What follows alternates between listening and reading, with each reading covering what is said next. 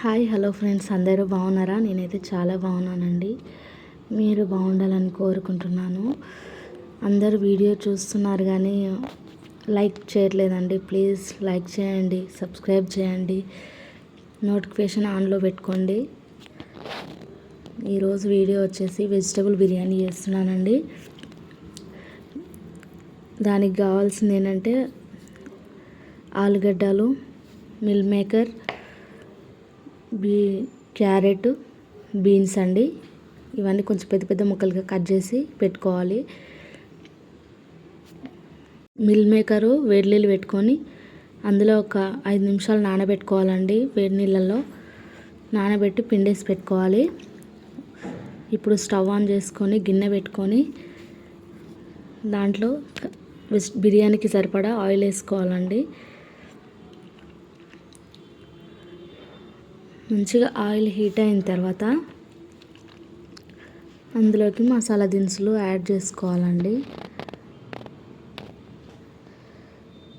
మీ ఇంట్లో ఏమేమి మసాలా దినుసులు ఉంటాయో అవన్నీ యాడ్ చేసుకోవచ్చండి. నా దగ్గర ఉన్నంత వరకు నేను యాడ్ చేసుకోవడానికి ట్రై చేస్తున్నాను. యాలకులు, లవంగాలు, షాజీరా, బిర్యానీ ఆకు ఇవన్నీ వేసేసుకోవాలండి. ఆయిల్ హీట్ అయిన తర్వాత కట్ చేసుకున్న వెజిటేబుల్స్ అన్నీ వేసుకోవాలండి. నా దగ్గర బఠానీ లేకుండా అండి, పచ్చి బఠానీ ఉంటే వేసుకోవాలి. కొంచెం పొటాటో ఎక్కువ ఇష్టం అనేసి పొటాటో కొద్దిగా ఎక్కువ వేసుకున్నానండి. పచ్చి బఠానీ లేకుండే వేసుకోవాలి. పచ్చి బఠానీ కూడా బాగుంటుంది.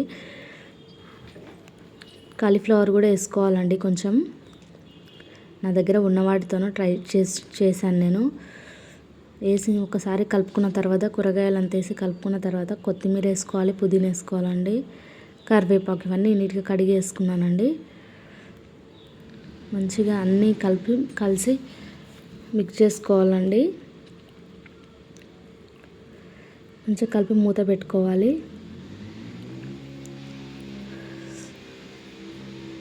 కరివేపాకు ముందే వేయనట్టున్నానండి, మళ్ళీ ఇప్పుడు వేసాను. మళ్ళీ ఒకసారి మూత తీసి కలుపుకోవాలండి. మధ్య మధ్యలో ఇదంతా సిమ్లో పెట్టి చేసుకోవాలండి. ఒక 5-10 మినిట్స్ తర్వాత మళ్ళీ అల్లం పేస్ట్ వేసుకొని మంచిగా కలుపుకోవాలండి. ఇది బిర్యానీ కాబట్టి కొద్దిగా అల్లం పడుతుందండి. 2 స్పూన్స్ వేసాను నేను. 2 టేబుల్ స్పూన్స్ వేసిన.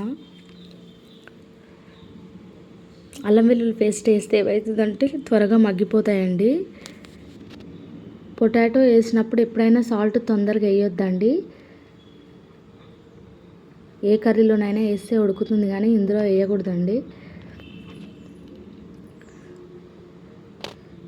మంచిగా మగ్గిపోయిన తర్వాత ఇవన్నీ కూరగాయలంతా మంచిగా మగ్గిపోయిన తర్వాత మధ్య మధ్యలో కలుపుకుంటూ ఫ్రై చేసుకోవాలండి.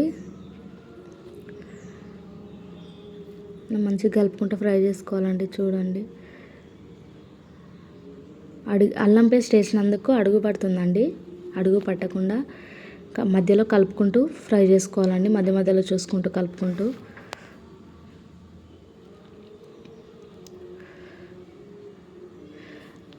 ఈ వెజిటేబుల్ బిర్యానీలో వెజిటేబుల్స్ అంతా ఆయిల్లోనే ఉడకాల్సిన అవసరం లేదండి. అల్లం పేస్ట్ అంతా పచ్చివాసన పోయి మంచి కలర్ వచ్చే వరకు వెయిట్ చేసి సరిపడంత సాల్ట్ వేసుకోవాలండి. ఎక్కువ వేయొద్దండి, కొంచెం వేసుకోవాలి. వాటర్ వేసిన తర్వాత మళ్ళీ వేసుకోవాలి సరిపోకుంటే. సాల్ట్ వేసింది మా హస్బెండ్ అండి ఇందాక.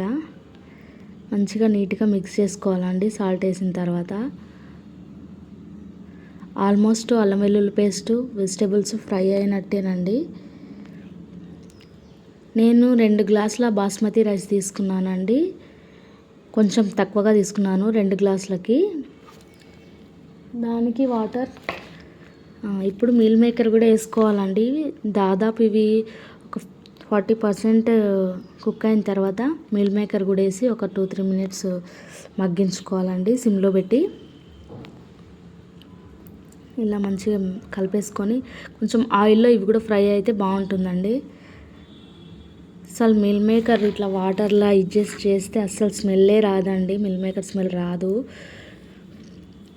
ఇప్పుడు ధనియా పొడి వేసుకోవాలండి. మిల్ మేకర్ ఒక 2-3 మినిట్స్ మగ్గిన తర్వాత ధనియాల పొడి వేసుకొని మంచిగా మిక్స్ చేసుకోవాలి. ఇప్పుడు వేసుకున్న ధనియా పొడి నాకు సరిపోలేదండి, మళ్ళీ ఒక స్పూన్ వేసుకున్నాను తర్వాత, వాటర్ వేసిన తర్వాత.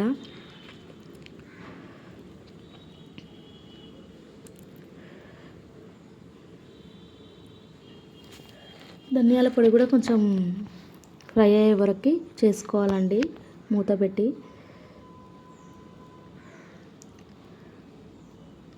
ఇదిగోండి ఇలా మంచిగా కలర్ రావాలండి. అల్లం పేస్ట్, ధనియా పొడి, మసాలా అంతా మంచి కలర్ వచ్చిన తర్వాత 2 గ్లాసులకి నేను 3 గ్లాస్ మీద కొద్దిగా పోసానండి వాటరు. ఇది నార్మల్ రైస్ లాగా వండుకోవద్దండి, బాస్మతి రైస్కి కొంచెం తక్కువ వేసుకోవాలి వాటరు, 1:1 సగమే వేసుకోవాలి. కాకపోతే వెజిటేబుల్స్ ఉన్నందుకు నేను ఒక పావు గ్లాస్ ఎక్కువ వేసానండి వాటరు. ఇదిగోండి సరిపోలేదని మళ్ళీ ధనియా పొడి కొద్దిగా వేసానండి, 1 స్పూను. అంటే వెజిటేబుల్స్ ఉన్నాయి కదండి, సరిపోలేదు, అందుకే మళ్ళీ కొంచెం వేసుకున్నాను. ఇప్పుడు బిర్యానీకి సరిపడా సాల్ట్ వేసుకున్నాను. ముందు వేసుకున్నా కాబట్టి చూసి వేసుకోవాలండి. ఇలా వాటర్ మరిగేటప్పుడు ఒకవేళ సాల్ట్ చెక్ చేసుకోవాలండి, ఇప్పుడే రైస్ వేయకముందే చెక్ చేసుకొని తక్కువ అయితే వేసుకోవాలి. ఇప్పుడు వాటర్ వంపేసుకొని బాస్మతి రైస్ అంతా ఈ మసాలా వాటర్లోకి వేసేసుకోవాలండి. ఇలా మంచిగా వేసేసుకొని నీట్గా అంతా రైస్ అంతా వేసుకున్న తర్వాత మంచిగా కలుపుకోవాలండి. కూరగాయలంతా బియ్యం ఆ రైస్లోకి కలిసేటట్టు కలుపుకొని మూత పెట్టుకోవాలండి. మధ్య మధ్యలో చూసుకుంటా పొంగకుండా చూసుకుంటూ చేసుకోవాలండి రైస్. ఇలా అయిపోయిందండి. ఒక 5 మినిట్స్ తర్వాత మంచిగా మగ్గిపోయిందండి. ఒక్కసారి చూడండి, అన్నం పొడి పొడిగానే వచ్చిందండి, మెత్తగా ఏం రాలేదు. వెజిటేబుల్స్ కూడా మంచిగా కుక్ అయినాయండి. రైస్ వేసిన తర్వాత కుక్ చేస్తాం కదండి, అవే ఉడికిపోతుంది. ప్రత్యేకంగా ఆయిల్లోనే మొత్తం ఉడికే వరకు ఎప్పుడు ఫ్రై చేసుకోవద్దు. అయిపోయిందండి. ఒకవేళ నా వీడియో మీకు నచ్చినట్టయితే ప్లీజ్ సబ్స్క్రైబ్ చేసుకోండి, నా ఛానల్ సపోర్ట్ చేయండి, లైక్ చేయండి. బాయ్ అండి, ప్లీజ్ సపోర్ట్ చేయండి. బాయ్.